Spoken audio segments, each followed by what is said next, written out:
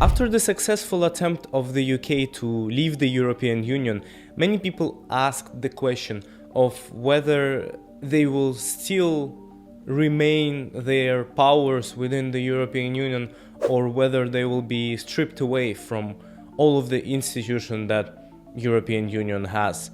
And the answer to that is, to a certain extent, they have remained within the European institutions. Although they have obviously been stripped away of their powers of decision making, they are still binded to some of the European institutions, and some of the decisions that mainly European countries take, they will still override the Westminster Parliament, and they will still come on top of the decisions that the Parliament of Westminster can make. For example, one of such institutions will be ECHR, which is European Court of Human Rights, and the Council of Europe, which is the organization which monitors the compliance with human rights all around the world and creates resolutions to where the violations of human rights can be reported by other countries. And the UK is still part of that. Now, what is interesting is I have worked in this institution for around a year, and I will tell you what is actually going on there. And to make this video interesting and just honestly true, I'm not going to reveal the sites that I used to stick to, because I worked with the Conservatives, I worked with people from the Labour Party and from many of the other parties,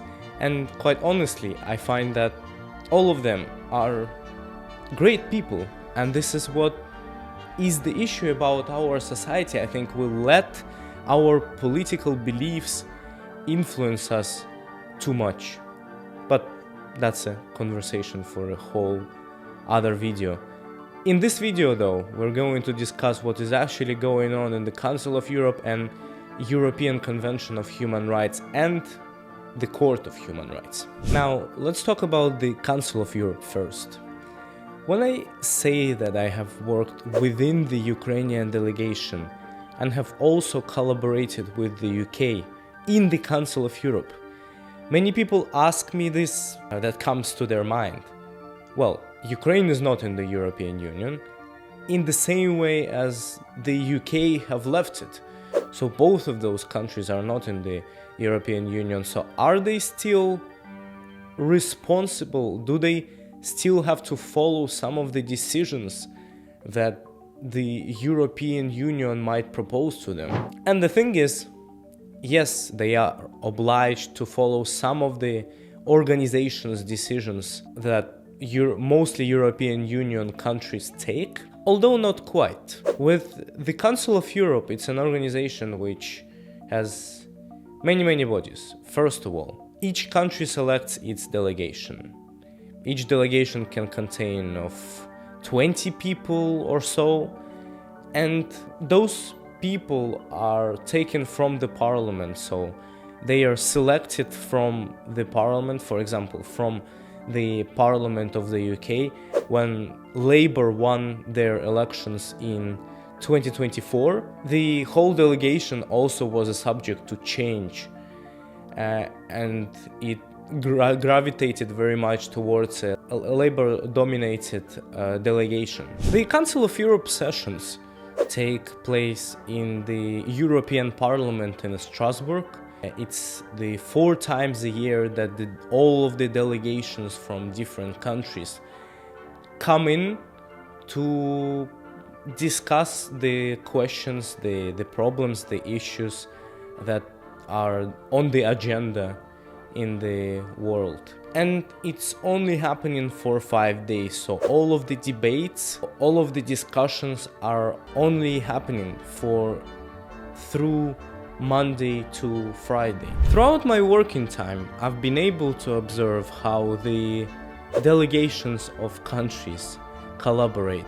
And in this very organization, there are countries like Israel, which do not belong to Europe, but they do have some decision-making power and do have their say, let's say, in the decision-making process in Europe and within the EU.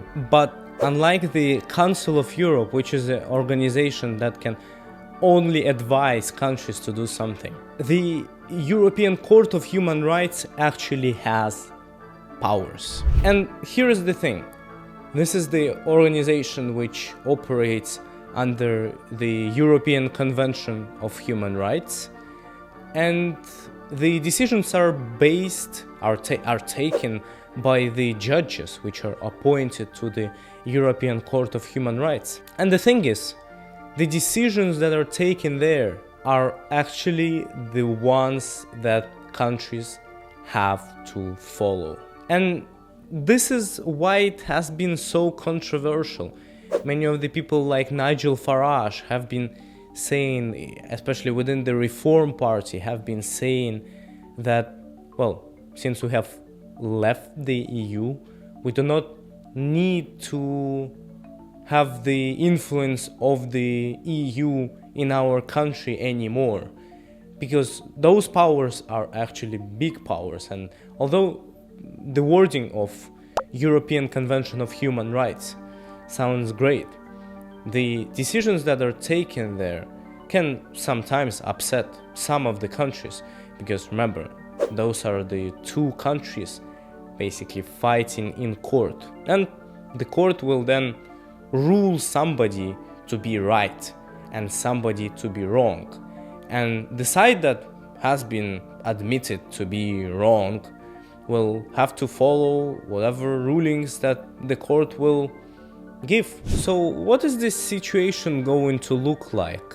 in 2, 5 years or even 10 years? Well, my prediction is that with the current surge of popularity of the Reform Party, with people within the UK, voters within the UK, being especially tired of the constant switch between the Conservatives and Labour, which in their opinion does not give the country much progress.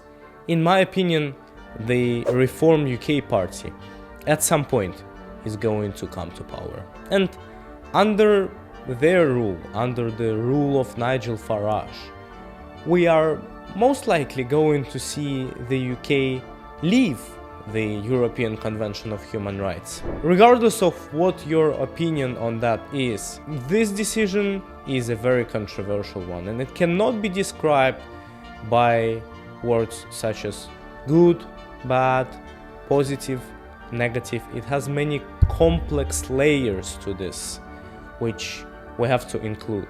But let's see how the situation unfolds, and thank you so much for listening.